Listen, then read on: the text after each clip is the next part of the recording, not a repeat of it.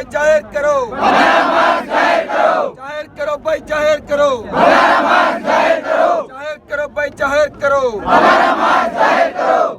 नहीं चलेगी नहीं चलेगी, नहीं चलेगी नहीं चलेगी, हम हमारा हक मांगते नहीं किसी से भीख मांगते, हम हमारा हक मांगते नहीं किसी से भीख मांगते। વનરક્ષક માટેની ભરતી જાહેર કરવામાં આવી હતી। 830 પદ માટેની આ ભરતી હતી। 8 લાખ ઉમેદવારે પોતાની ઉમેદવારી કરી હતી અને જોવા જોઈએ તો 4.5 લાખ ઉમેદવારોએ આ પરીક્ષા આપી છે। હવે જેમાં એક લિસ્ટ પ્રાથમિક પરીક્ષા બાદ જાહેર કરવાનું હોય તેમાં 8 ગણા ઉમેદવારોનું લિસ્ટ જાહેર કરવામાં આવ્યું છે, પરંતુ વિસંગતતા એ છે કે જે લિસ્ટ જાહેર કરવામાં આવ્યું છે એમાં ફક્ત નામ અને સીટ નંબર જાહેર કરવામાં આવ્યા છે, કોઈના માર્ક જાહેર કરવામાં નથી આવ્યા। જે સક્સેસફુલ કેન્ડિડેટ હોય કે અનસક્સેસફુલ કેન્ડિડેટ હોય, ભૂતકાળમાં ગુજરાત રાજ્ય સરકારની પરીક્ષા હોય કે સ્ટાફ સિલેક્શનની એસસી સીજીએલ હોય કે જીડી પરીક્ષા હોય, એમાં તમામ વિદ્યાર્થીઓના તમામ પ્રકારના માર્ક જાહેર કરવામાં આવે છે।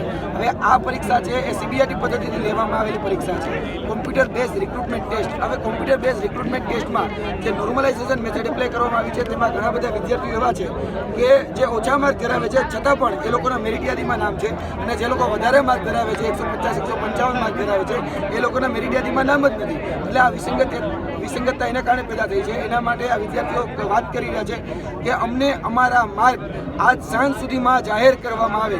જે પણ ઉમેદવાર પાસ થયા છે, જે પણ ઉમેદવાર નપાસ થયા છે, એ તમામની પીડીએફ ફોર્મેટમાં માર્ક જાહેર કરવા જોઈએ, જેથી કરીને આમાં કોઈ ભ્રષ્ટાચાર નથી થયો, આમાં કોઈ કૌભાંડ નથી થયા, એને આપણે સાબિતી આપી શકીએ। પરંતુ અમને ક્યાંક ને ક્યાંક લાગી રહ્યું છે પોતાના કૌભાંડ, પોતાના ભ્રષ્ટાચાર છુપાવવા માટે કોન્ફિડેન્શિયલ માહિતી હોવાનું એક ગતકડું ઊભું કરી આ ગોપનીય છે એવું કહી અને વિદ્યાર્થીઓના માર્ક જાહેર કરવામાં નથી આવતા। તમે બધા પણ જાણો છો કે ધોરણ 10નું જ્યારે પરિણામ આવે ત્યારે ગણિત, ગુજરાતી, અંગ્રેજી જે પણ વિષયમાં કેટલા માર્ક આવ્યા એ બધું જ જાહેર કરવામાં આવતું હોય, તો વિદ્યાર્થીઓની પરીક્ષાના કોમ્પિટિટિવ એક્ઝામના શા માટે માર્ક જાહેર કરવા નથી આવતા એ અમારો પ્રશ્ન છે।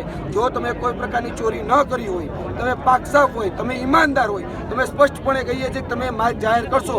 બાકી જો તમે ચોરી કરી હોય, કૌભાંડ કર્યું હોય કે ભ્રષ્ટાચાર કર્યું હોય તો તમે માર્ક જાહેર નહીં કરો।